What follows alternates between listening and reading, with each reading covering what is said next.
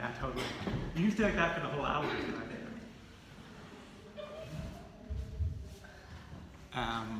Who's in a class with me for the first time? Okay, cool, awesome. Peter. First time yoga, anyone? No? We're good. Second, third, fourth, fifth, sixth, seventh, eighth, ninth, 10th? Okay, cool. I want to share something with you. The One Yoga sort of global community, like there's studios all over the place and lots of lions everywhere. We just started, and some of you are involved, like a 40 days of practice,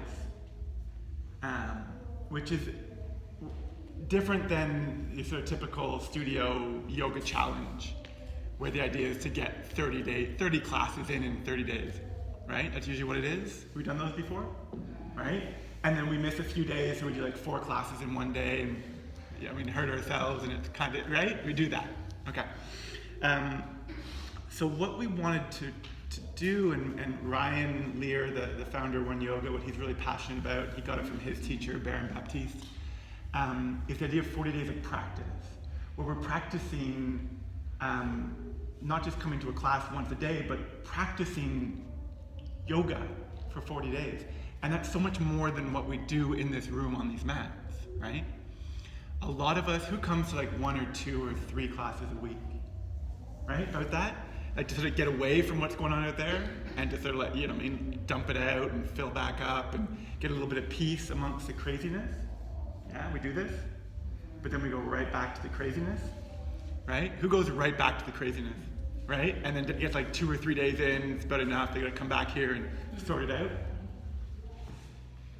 Yoga can be so much more, right? There's this ancient promise of yoga, powerful peace and peaceful power, right?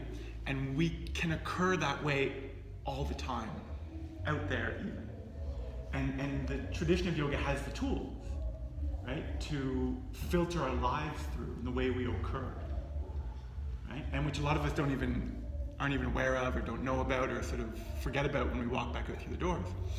So through the 40 days, we're going to focus on these frameworks, on this structure, primarily Ashtanga yoga, the 8 limbs of yoga. We heard the 8 limbs of yoga? A little bit, maybe? Okay, you're going to hear about it. I'm going to talk about the first one just a little bit. And it really is, it's like the yogi's code. It's like it's how we're meant to occur out in the world. The idea of peacefulness or non-harming, ahimsa, right? This is something, a code that the yogis live by, right? Not just actions, but thoughts and words. We're working on cleaning up any violence in those arenas, yeah? And then from there to honesty, right? We want to be truthful, right? And hopefully you guys aren't out there just lying all the time, and most of us aren't, but there's really subtle, deep ways that we can get a little bit more honest in the way, not just the way we interact with the world, but with ourselves, yeah? Okay?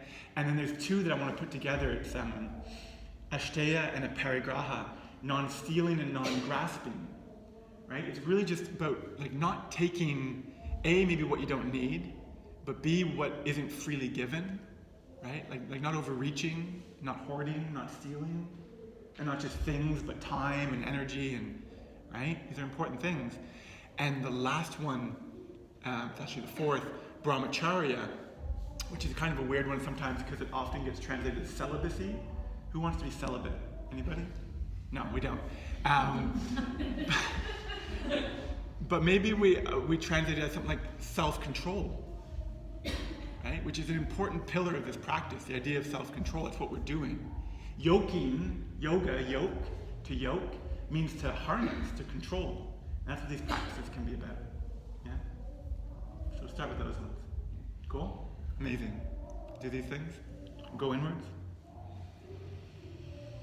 Right, whatever you need to do, right, to get grounded, to get lifted, right, to get balanced, so we're not leaning forward, not leaning back.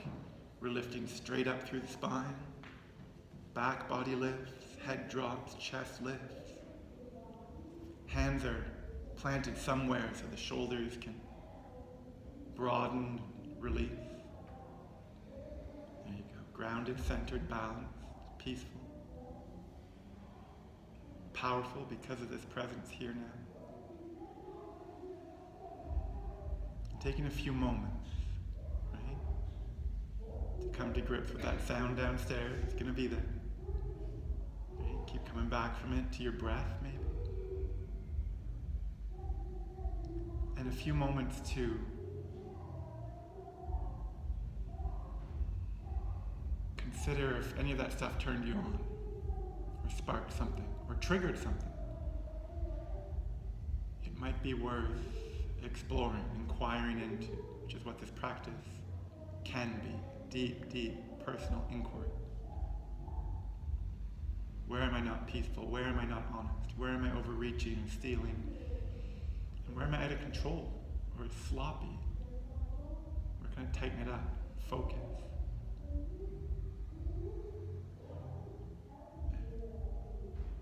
If you're here for something else entirely, that's cool too. Whatever it is, gather it up. Maybe bring the hands together, the thumbs to the heart. A few moments here to set whatever it is, whatever your purpose is here today. Set it as intention. Maybe frame it as prayer.